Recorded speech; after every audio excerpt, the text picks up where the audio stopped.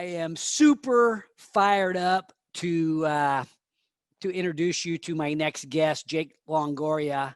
Jake has built an entrepreneurial venture I'm calling NoBrakes Athletics. He's launched it. It's a line of apparel. And I think there's some interesting aspects of this business. Number one, it's local. He's got local investors. I think this is really, it's not uncommon for this show to have local investors, but this guy is committed to the hometown that we love. I love that. Number two, it's a story of an 18-year-old man that has built a business and actually got it funded, right? This is a very, very unique story. I've had people will share their story about a lemonade stand. We've had people in high school sharing their businesses that are sort of pre-revenue or light revenue and so on. This is an actual clothing company that is emerging. And then I think the third thing that stands out to me is sort of the name of the enterprise, the name of the company. It inspired me when I thought about NoBrakes. And we'll talk about that in just a minute. So now it's my pleasure to give Sacramento and our hometown and the entrepreneurial community, investor community, a chance to get to know Jake Longoria. How you doing, Jake? Good, Mark. Thank you for having me.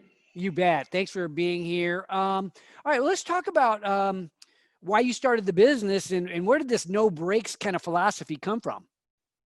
Well, I had the idea for about a little bit over a year now. I graduated high school early, so I was going to take a gap year. I graduated in 2018.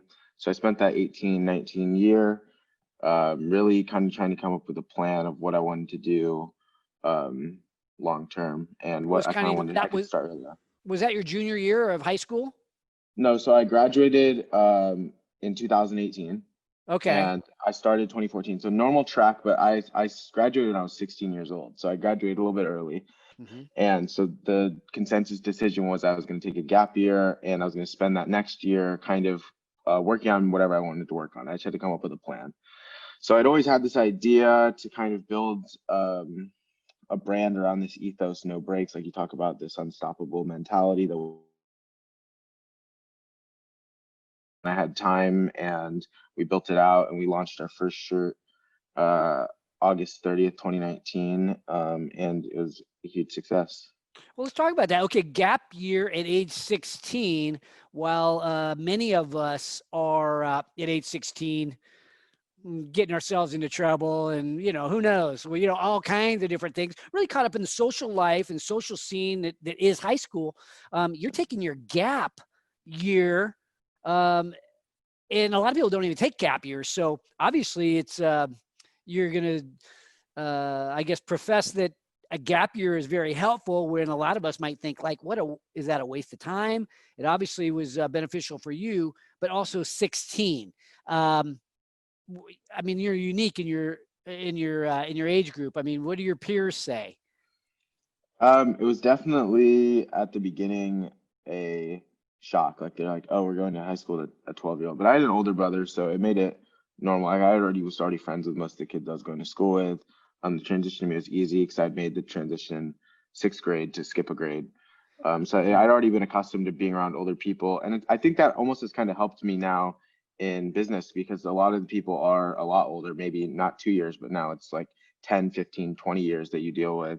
And just having maybe the calmness to you or the regularity to you to discuss with people older than you or negotiate with people older than you and try and work the same way, it's kind of actually helped maybe.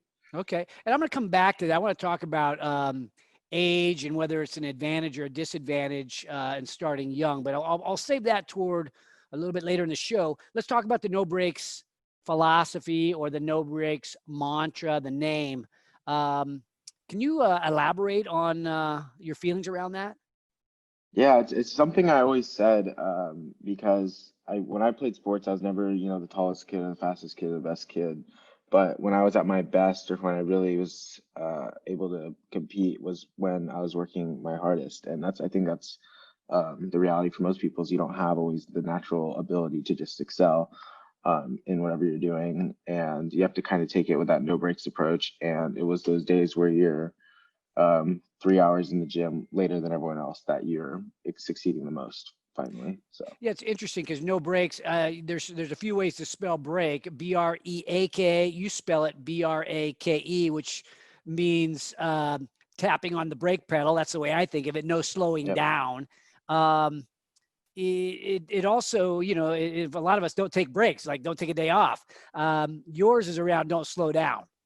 Yeah, it's based around this idea that you don't have the ability to stop. Like literally no brake pedal. The only option is go harder. When you think you're about to hit a stopping point or you think there's something in the way, the only option you have is to go harder instead of stop and take a Okay, look. well, let's talk about the launch of this business then, because obviously you've starting any business is tough.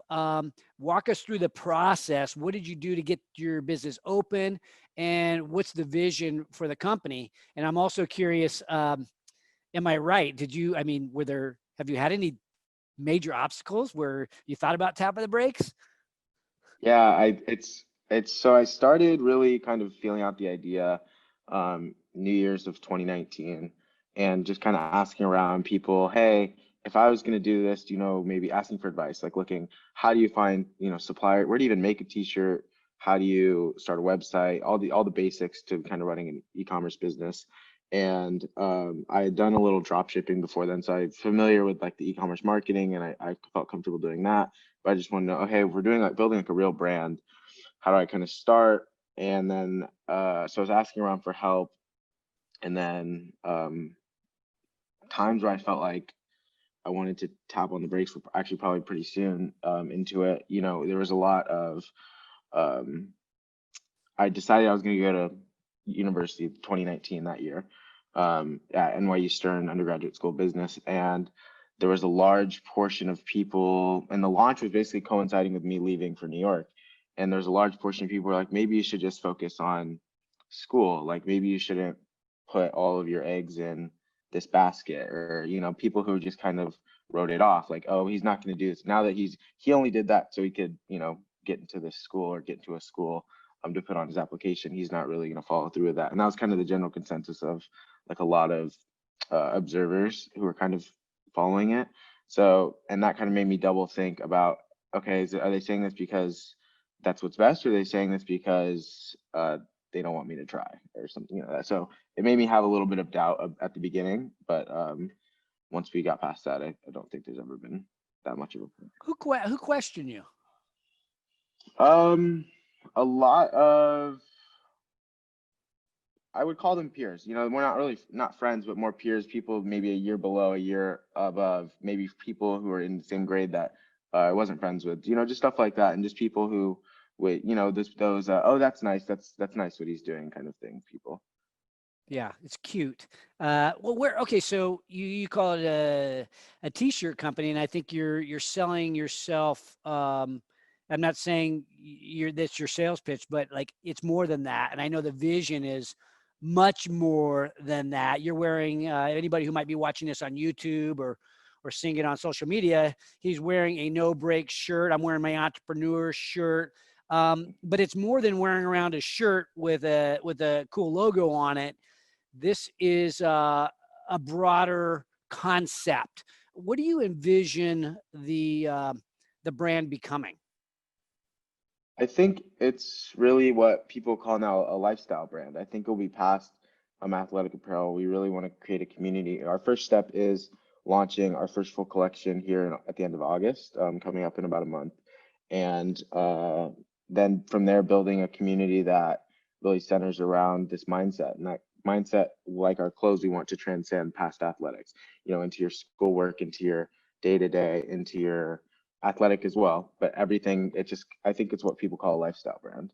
Okay, give me a comparison, if you don't mind. Maybe there's a how, because you've recently got funded. When we invest into companies, typically we're thinking that it's going to grow a lot. I know you have intention to really grow it. Is there somebody that we may have heard of in terms of being like a household name, or somebody who's recognized as a brand that you envision being somewhat like emulating? I mentioned Lululemon the other day. Is that a fair comparison of where you might want to take this? I think they've really nailed the following in the product. I think that's one thing we could take away from them. And that, people are really devoted to a luxury athletic apparel product. They are a premium product that comes with a premium price tag. And we try and deliver a premium product at a more affordable price tag for, young people. But I think people have nailed the community aspect that we're trying, and the lifestyle aspect that we're trying to focus on is something like Peloton, something that has a real community based around something that isn't inherently community based, something that you put in your living room by yourself is not. It's surprising they built the community, they have that following, and so I think we really take a lot of inspiration from them. Okay, so you're going to launch a clothing line. You call it a collection. What goes into that? A lot. My background isn't in fashion, so people say it's not similar to my. I don't design in terms of I'm not there cutting fabrics or anything like that, but we really look at the cuts of the shirts, the fits, and how we can make the best product possible for our consumer based at an affordable price point. Is it a workout shirt or is it something that I can wear to the office?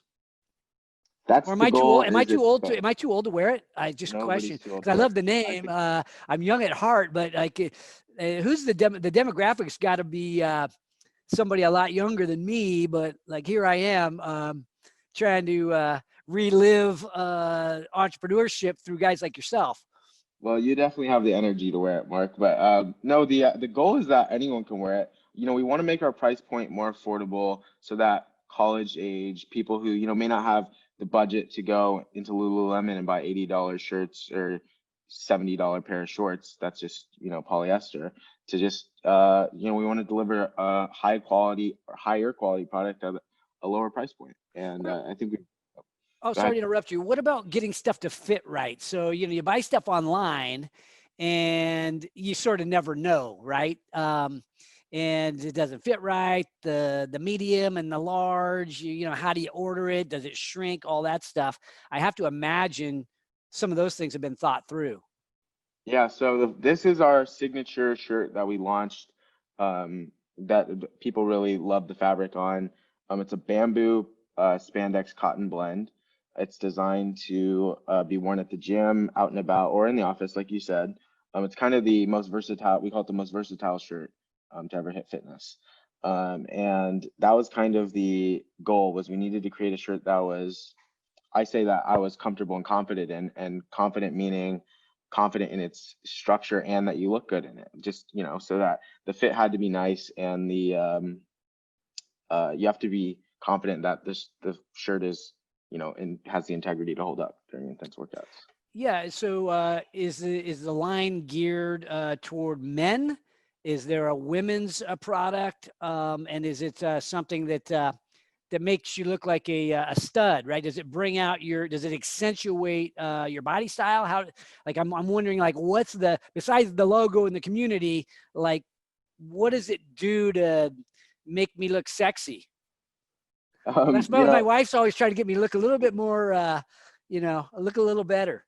Everyone always says they look their best in their NoBrakes shirts, so clearly we're doing something right there. But no, we use we just use an innovative fabric that I don't think fitness has seen before. That bamboo spandex cotton blend has not been used. Most shirts in fitness are polyesters because they're light and they're airy. And what's crazy about our shirt is all those things too, but it's also sturdy, fitted. Because if you wear a light shirt that's paper thin, and you're not where maybe peak fitness where you want to be at, it's kind of showing everything that you don't want. And but so our shirt kind of has the versatility of this all around shirt that's comfortable, lightweight, sturdy, breathable, stretchy. It's this perfect fabric that we found, that we've kind of developed and worked on with our supplier to make this athletic shirt that's really different than anyone on the market right now.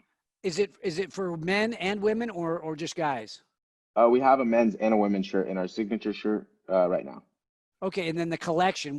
Describe the collection? that's coming out? So a full collection is just it's everything you can imagine that you'd need for athletic apparel. We have sweatshirts, pants, shorts, long sleeves, for girls, yoga pants, athletics, sports bras, everything like that. It's a full collection, and it's really going to be our first step into the athletic apparel market as a full supplier because you have to test, as you know, Mark, you have to test and see if there's even a market for your product before you throw in all this, money and time and resources. And that's what we kind of did with our signature shirt, our Founders Collection shirt, which we just, we relaunched on the website leading up into our full collection, is that, you have to see if there's a market. And we did that with the shirt and people really like the innovative approach. So we're taking it full steam now. Well, the breadth of that selection is a little bit surprising to me in that you're an early stage company and yet you talked about a lot of things from yoga pants to shirts and athletic wear and so on. What goes into a decision like that? I'm kind of curious how broad of a selection to sort of create at the beginning. How do you talk to me about the rationale for that? So, we actually put a lot of time and research into figuring out what products our customers want most and what products our future customers want most, and deciding on a core set of products, because even though we did raise money, obviously you have to still allocate it appropriately and efficiently and figure out how, best it's going to be spent. So we spent a lot of time preparing data, and researching the market and seeing what really is popular at what times of the year and what colors and everything that we're going to come out with. So I really feel like we have a really methodical approach that's going to pay off here. So yeah, thinking about that though, with that many SKUs, if you will, that's more inventory, that's more resources needed. Talk to us about this raise, because what happens with a lot of us, especially if we're bootstrapping a company, is we have to get our customers to help us raise the money so that we can go get the inventory and so on. You've obviously got the resources to launch a collection. Talk to us about that process. What'd you do to get funding? Right, you're an 18-year-old kid. Come on. Yeah. So we had launched the original shirt with the goal of basically raise, like you said, we look to our customers, help us create a pool of revenue, and also to show proof of concept to our future investors, because we needed to, the same way we're looking at now, we need to, as efficiently as possible, show that this product works, this brand works, people like the idea, people like the product, and so from there we showed our proof of concept.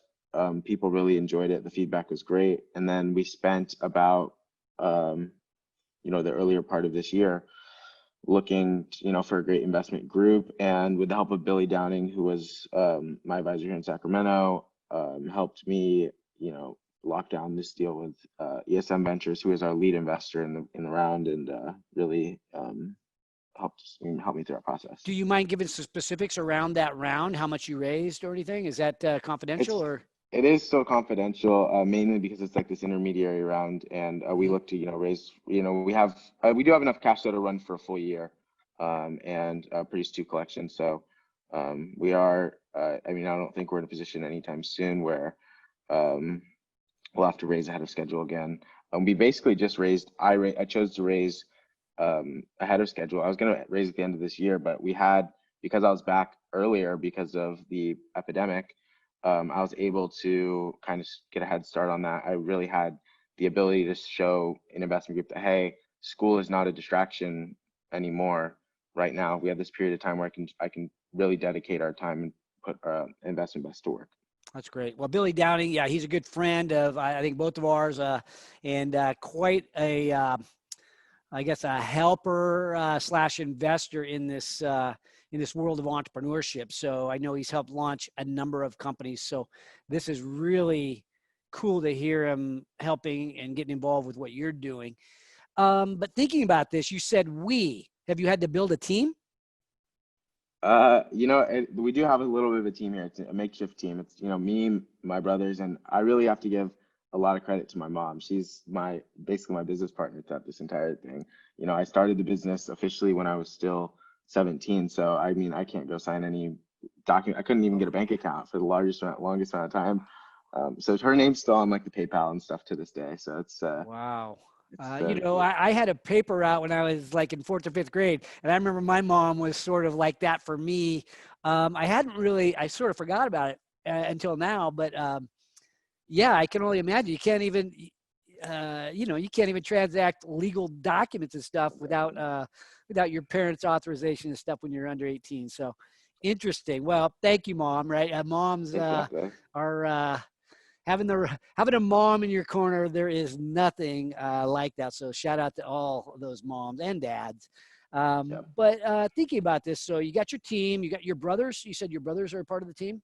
Yeah, so my little brother does a lot of the prototype testing. Him and his friends have really done a lot of doing a great job testing because they're really big into working out, testing the durability on the products, the new products. You know, they test the tank tops actually just yesterday. You know, they wear them out in all different scenarios, whether it's on the boat or out, you know, just out for a run or in the gym. So you know, he's done a really good job doing that. And my older brother Bryce, you know, he's really just helped me kind of facilitate everything. He's in New York with me. He goes on most of my trips with me. He really just and they're all purpose kind of. He's more because we were in the same grade forever. Being, I always said like I didn't really always have an older brother. I had like a twin. You know, I had someone who was right there the entire time, kind of just this most versatile person always helping. So. Yeah, that's great. Well, I'm sitting here going, okay, you got the team. You've got, is there anything missing from the team right now? Do you feel like you have enough of the right experts? I mean, what's the next hire or the first non-family hire? What's the big gap for you in terms of You know, talent? I have some I wouldn't call them, you know, partners, but friends who really helped me in the business. Carla, who's really helped me in the athletic side, and my friend Des, who's also, you know, he's a professional athlete who really also helped test the product and kind of help encourage me to continue through with this idea I had. And but I think in terms of next hire, I think we really flushed that out with our investment group. I think, like, you know, a large part of having a good finding the best investment group is the resources they provide and the guidance they provide. So, I mean, we have a really great team at Yasmin Ventures who's really hands-on in helping us with marketing, consulting, you know, and just who really support the brand. And since we're small, and they're that hands-on, it's really helped us, you know, kind of supplement, like you said, having to hire a bigger team. So venture capitalists like to grow traditionally, right? They want to grow the company. You have a marketing plan. Digital marketing is it's not simple necessarily. I'm sure there's some simple tactics, but there's some people that have managed to figure it out in the direct to consumer space. Are you? It sounds like in a online store, you're going direct to consumer. So I'm wondering, what's the marketing plan? How you gonna get people to click on your stuff and buy it? The goal is to use our uh, team of influencers that we're building out currently and still building out, you know, to kind of put together a great internet Instagram marketing campaign and kind of really get our name out there. People always ask like, how do you do, you know, because we don't have a ton of Instagram followers. We're not big on social media right now, but because we were able to build within the community in Sacramento, and that's really why you know, I stand so much by the city, and because they've shown us so much support. But you know, that's how we were able to grow without a lot of followers and sell a lot of shirts without a lot of followers. And so how do we grow out into the world of the US, LA, Dallas, wherever, you know, all of our hubs where we have influencers. And that's kind of the plan. Yeah, yeah. Is there somebody that sort of inspires you in that realm? I mean, we know that guy on Shark Tank built a company, a clothing line, and he used influencers. I mean, is there somebody that has built a company that has used influencers? Nike did that, we know. But is there anybody who you're envisioning following in their footsteps at some level? Um, I think in the athletic space, Ben Francis did a really great job at Gymshark. Kind of same grassroots effort as us. They deliver I'm sure they deliver. I've never worn any of their products. They do deliver maybe more entry level product, maybe not in the premium end and at a lower price point, kind of like a little bit below us. But he's done a really great job of putting together an amazing team of fitness influencers. And so I really do, I look up to him. And he was young when he started Gymshark as well, and kind of similar route of raising funding and knowing when to kind of put his foot to the pedal, no brake style. So Nice. I think I look up to him in a way, even though he is, I guess, people call him a competitor.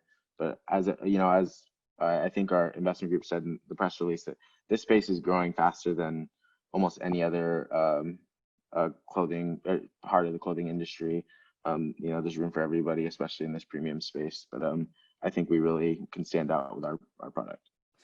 Okay, so thinking about helping that next person in line, right there. So people sort of envision this as being difficult. You're sort of making it sound easy.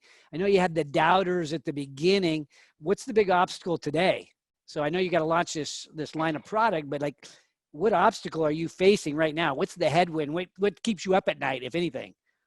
I mean, I guess it really isn't easy, because I guess we've been at this thing for 2 years, and we're still not somehow. So it's definitely not easy.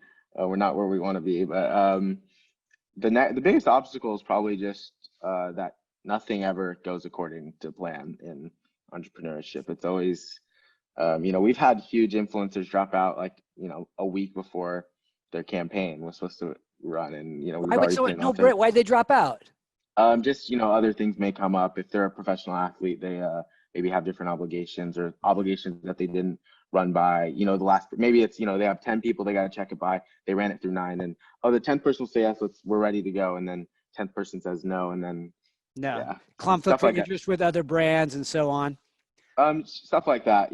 Anything can come up out of nowhere. I've always learned that you can have a plan, and you can have the best plan, and you can make sure everybody understands the plan, and it still will not go according to plan. So is there anything you do differently when it comes to this approach you've taken? Any regrets maybe yet? No, just maybe dedicate more time earlier. I think people always say have a plan B or a plan C.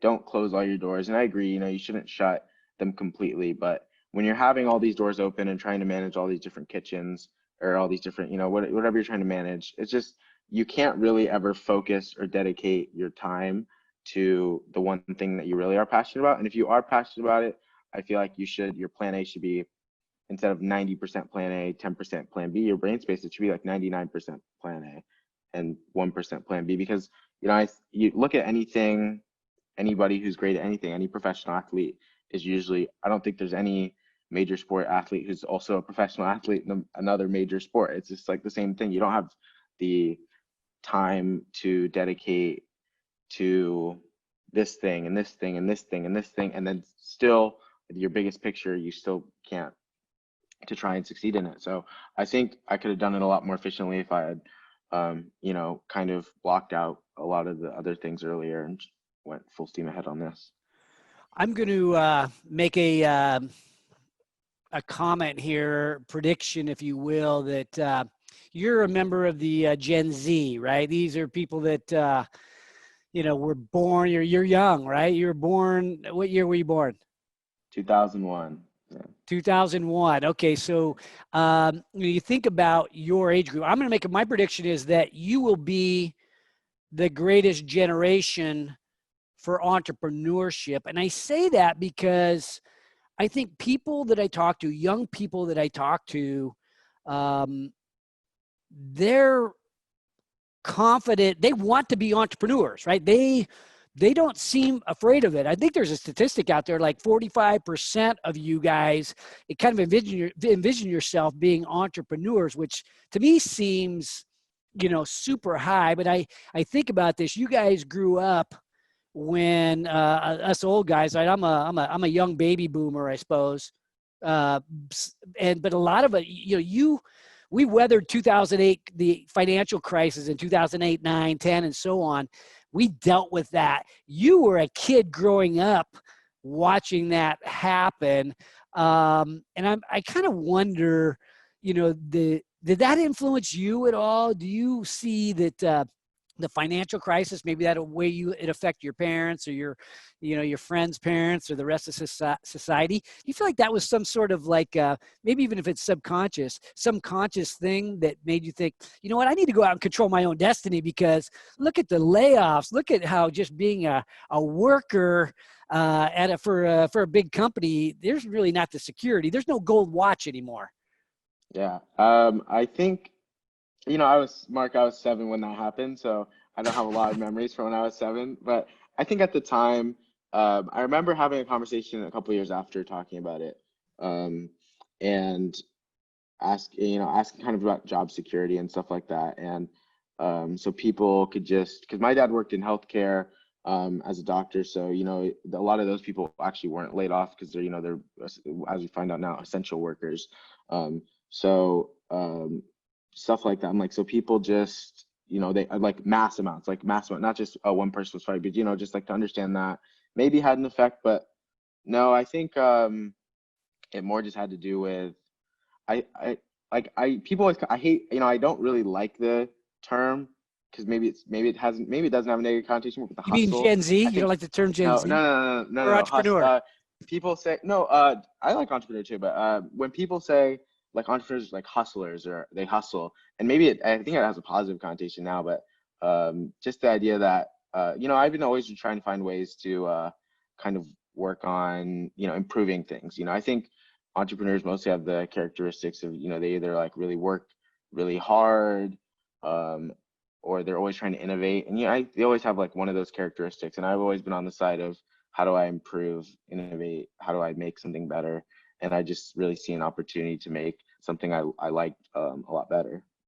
Well, do you see that among your peers as well? Because I mean, I feel like I hear that is that, so young people, we got accused of being lazy, and my hair's growing out again. So I was long hair and all that in high school and so on. And, the generation older, a little bit older than us always sort of looks to pick apart that younger generation, these damn young people and stuff like that. But I'm inspired by how idealistic young people are. Generally speaking, you want to figure out a way to make things better, figure out a way to change the world in a way that it's not all about making a ton of money. I'm sure that's a factor in it, but like thinking about your peer group, I mean, help us to sort of understand maybe how people in your age group view entrepreneurship generally. Is it a cool thing? To me, it's cool, but like my age group, getting a job and having a retirement was, I'm a more of an outlier in my age group. You're a young success story, but it feels like you're more commonplace in terms of your way in thinking, to me. I think it probably has more to do with how accessible information is, and how accessible it is to be successful off of almost anything now. I mean, you just look at these TikTok stars coming up. This time last year, nobody knew who any of these kids were. And then 3 months later, in October of last year, they're all blowing up. And now you see some of the checks they're writing for these kids is in, the millions of dollars. So how fast things can change in a year for young people. I think other young people see that and go, hey, if I just put my time into this, or if I just put my time into this, and it's not just, Instagram or social media or becoming famous. I think there's a lot of different aspects in anything you're interested to become successful or build a brand around it. Yeah, you bet. I think access to information for sure is much better today around entrepreneurship and growing a business. Access to a customer base without having to go out of your parents' house is more possible. You can do more things out of the garage. I think access to capital too, and the people to help you, right? You've got Billy helping you. These people like Billy Downing, we have something called the Sacramento Growth Factory, where we help business. I'm invested into like 40-ish businesses now, and we have people that help people grow businesses here on our team. These things didn't exist. It's like there's whole industries around how to help people like yourself and grow. And so the capital's there, the background and the ability to do that. And also it feels like you guys are a little less afraid to fail, right? So to me, failure is not an option, right? That's how I think. It's like, hey, I'm not going out of business. Are you kidding me? But people today, you're young. You get knocked down, you get picked back up. You're more, you've got more, I don't know, what do you call it? Ability to, I don't know, resilience is the word that comes to mind. You feel like that's true?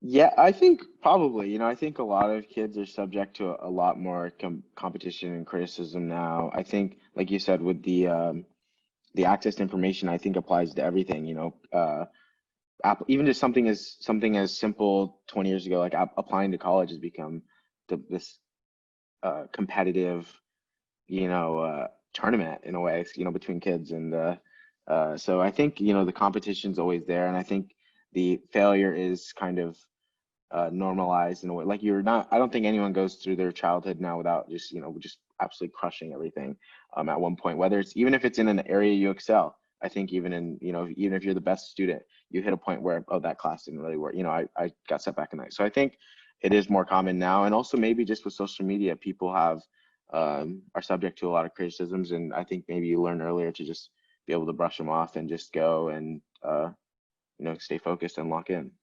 Okay, so maybe we'll kind of wrap a little bit here with maybe some closing thoughts. Again, for that next person in line, right? So there's there might be a parent out there that's listening to this that goes, "Wow, what an inspiring story!" For me, I have a granddaughter that has her own YouTube channel. She's like 9, and my grandson, he's building his own. I told you about this last time we talked. He's building his own t-shirt company, and he's 8. And he says, though, which is interesting, she says she's going to be an attorney, my granddaughter, and my grandson says, I'm going to be a business person, and I'm not going to college. So here you are. You're an example of a guy that did well enough in school to get moved up a grade. You were, had the ability to take a gap year, become an entrepreneur, and you're still going to one of the most prestigious colleges in the university. So, or in the country. So, should people be thinking, I got to go to college? What's your advice to, the 10-year-olds, the 15-year-olds, the parents that are, trying to helicopter over their kids and help them get steered in the right direction? I think I'll answer that in all the different parts. The college question is a little tricky, right? Because if you don't have anything generating revenue before you go to college, it's really hard to make a case to your parents, or if they're paying for your college, or if they want you to go to college, or if that's something they had, you guys had agreed on before. It's really hard to convince them otherwise that, hey, I should not go to college, because you have no real proof of revenue. You're asking them to invest in your idea, basically your business, basically, by letting you forego university, and the same way they'd be investing in your education. So you need to really show that hey, maybe this is something that's sustainable, because like you said, entrepreneurs they're not always looking to make a lot of money or anything like that, but I mean, it's something that's a requirement to just live and have a means to live. Okay, so let me summarize that a little bit. Get your business going early enough so that your argument is strong with your parents. Yeah, if you really don't think college is right for you, then I would agree with that. But I guess you can look at it 2 ways. College is an experience, a unique experience. Maybe it's not for everybody, but a lot of people can have fun or learn things that you wouldn't have otherwise learned. And so, okay. I mean, there's a lot of different aspects to it. There's already things I've learned in, classes I've taken. I'm like, wow, that's really interesting that I know that now, or just fun things like that, or friends you make, obviously, stuff like that that you can't replace over. Okay, and so then you lean toward college. Obviously, you're living that example. Yeah, I mean, but I would say also don't feel pressured to go to college if you're that far ahead of the game. I just wasn't at the time. I was not ahead of by the time that I had left for university, the product actually hadn't even launched. I believe I was there the week before we had done our big launch and the lead up to that. So So I wasn't even at that point yet. But if you are at that point, I would say sit down with whoever you're deciding that with, and make your case the same way you would pitch an investor to invest in your business. I think that's Okay. best. Okay. And then, Go ahead. I was going to answer the original part. The advice to the next person would just be find a group of people that really supports you.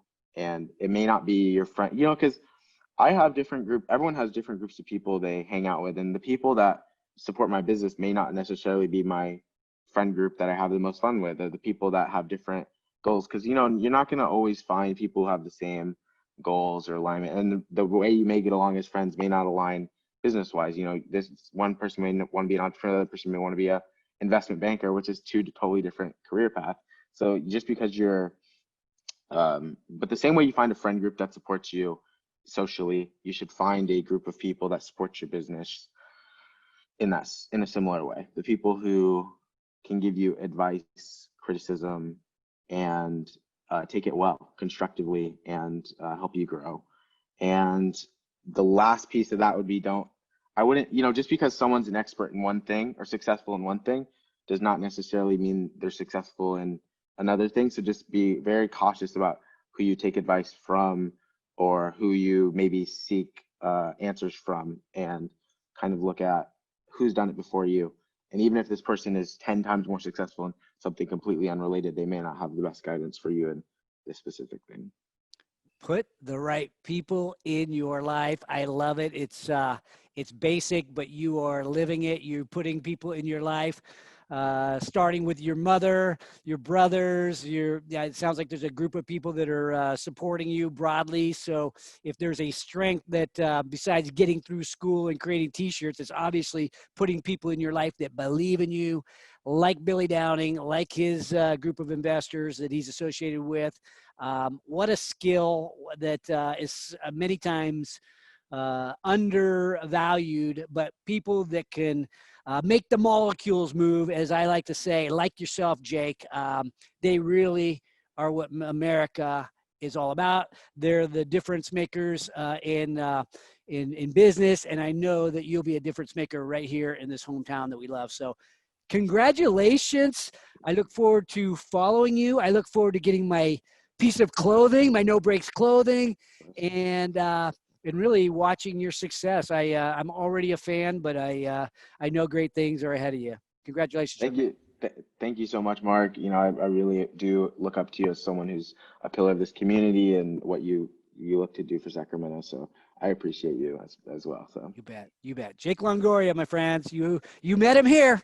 Thanks for watching today's show. My goal for every episode is that you find a takeaway, something tangible you can use in your business today.